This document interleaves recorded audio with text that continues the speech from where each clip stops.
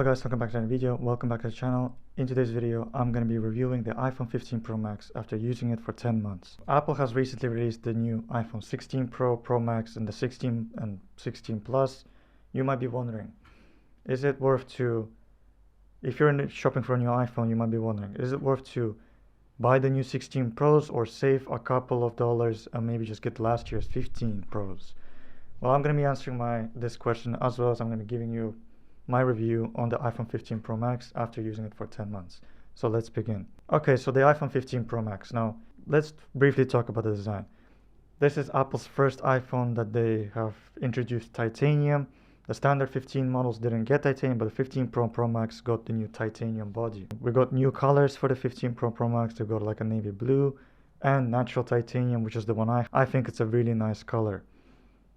Coupled with the new titanium body, Apple also gave rounded the edges off on the body of the iPhone, as well as they given it USB-C and the new action button. Now the action button actually I thought would be a gimmick, but I found it to be a really useful feature. It's really useful for to set up any function basically you wanted to control in your iPhone. For me, it's set on my do not disturb, so if I press it, it activates do not disturb. I don't have to go into a control center and activate it. USB-C has also been a useful feature. Now my charging lifestyle is a lot simpler. I don't need lightning cables anymore. And at the front, Apple has slimmed down the bezels compared to the 14 Pro and Pro Max we've had before. They've actually slimmed it out even further with the new 16 Pro and Pro Maxes. So yeah, I like the new titanium finish. It's also a little bit lighter than the 14 Pro Max and 14 Pro. Not that much lighter, but it is definitely noticeable that the new 15 Pro Maxes are slightly lighter than their predecessors. Now let's talk about the display. It's the same old display we're used to seeing on all iPhones recently. An OLED display. For the Pro Max, it's 6.7 inches. The small one has 6.1 inches. 1000 nits of brightness, 1600 nits of brightness, a peak with HDR content, 2 million to 1 contrast ratio, 120 Hz of ProMotion. I believe this display also has LTPO up to down to 10 Hz, which helps to save battery life. Yeah, it's a great display. It's a great display to watch movies on. No complaints about it at all.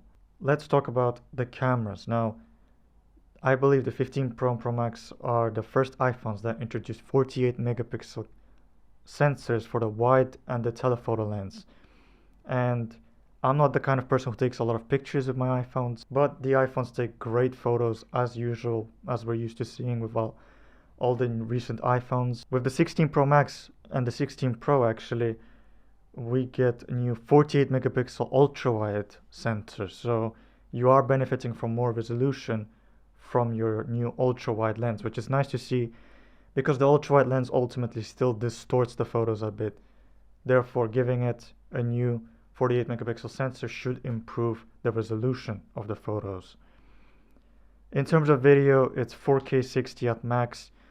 Like we're used to seeing, the iPhone can shoot Pro RAW, although you have to be mindful that these settings can eat up your storage. Therefore, if you want to record that kind of content, you probably will be benefiting from a 512 gig or a 1 terabyte model, or you need to record onto an external device, which is what Apple recommends you to do. The iPhone 15 Pro Max also got a new feature, I believe they got active stabilization, which is basically a special mode where if you record some sort of action, you can turn it on and your video will be hyper smooth.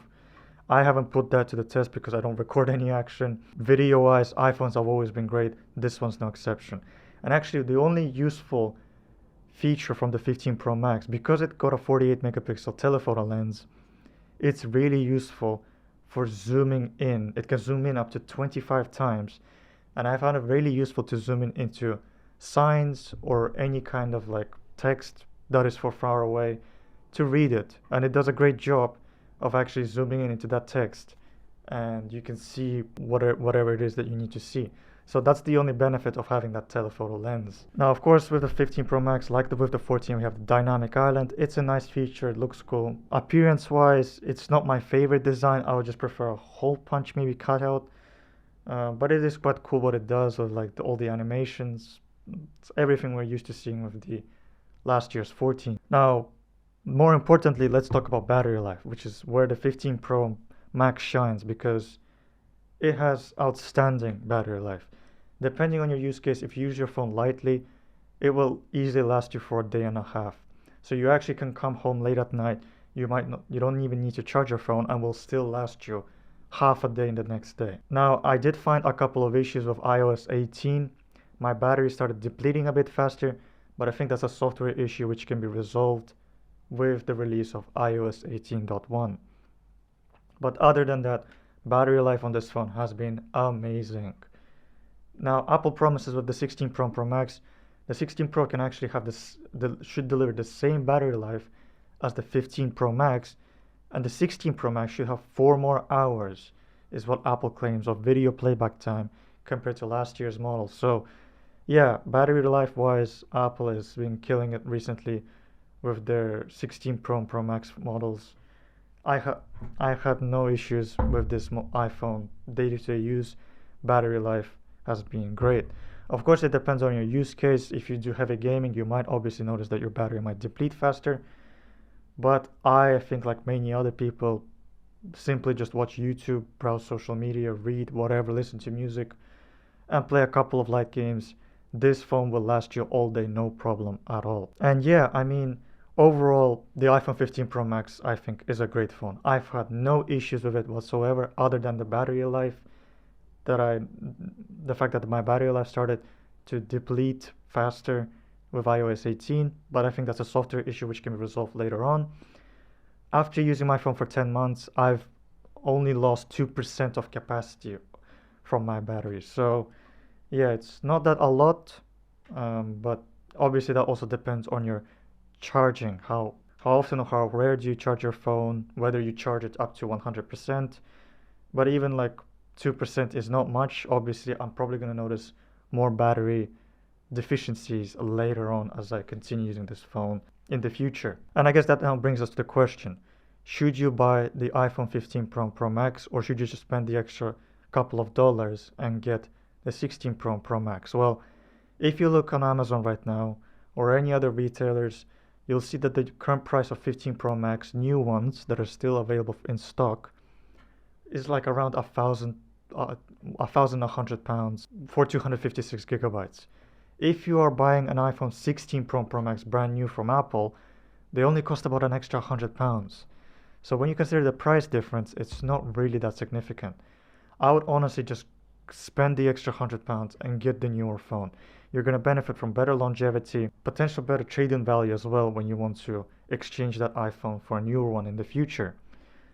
Now, obviously the hot feature that everyone is talking about right now, that everybody's anticipating, is Apple Intelligence, which is supposed to come later this fall.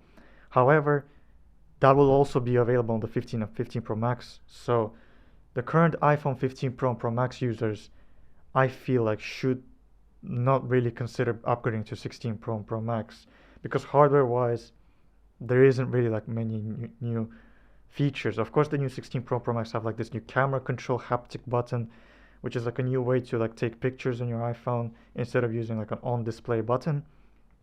But other than that, you're not really gonna notice like many new features like you're buying a brand new phone. When I upgraded from my 14 Pro Max to my 15 Pro Max, I honestly didn't really feel like I upgraded to a new phone. And I think it'll be the same story here. Sure, people might appreciate the slimmer bezels, but other than that, I don't think it's something to like go out and buy the new phone for. I feel like if you are users of the iPhone 14 Pro or older, you might definitely benefit from upgrading to the new 16s. But 15 Pro users, I feel like you're not gonna really notice that much of a difference jumping onto the new 16s. So as of right now, the price difference between the 15 Pro and Pro Max and the 16 Pro and Pro Max is not that significant to consider maybe saving that extra couple hundred of dollars and getting the older phone. I'll just consider spending the extra and just get yourself the newer phone. Of course, as time will go on, the prices eventually on the 15s might start to decrease, but as of right now, they are still quite expensive for what they are, and I would just get the newer phone and spend a little bit extra, you're gonna benefit from better longevity and better trade-in value. So yeah, overall, the iPhone 15 Pro Max is a great iPhone. It's just that I don't think I would buy it today as of right now. Get yourself the new 16 Pro and Pro Max. You're gonna benefit from the slimmer bezels and potentially the gimmicky camera control button. And it's nice to see that Apple has significantly improved the battery life to the point that the smaller Pro model now has the same exact battery life as the bigger Pro Max model from last year. So yeah, the 16 Pro and Pro Max definitely have a couple of nice new benefits. It's just I don't think they're worth upgrading over for those who have last year's model. That's been it, guys. Thank you for watching. I'll see you again in the next video.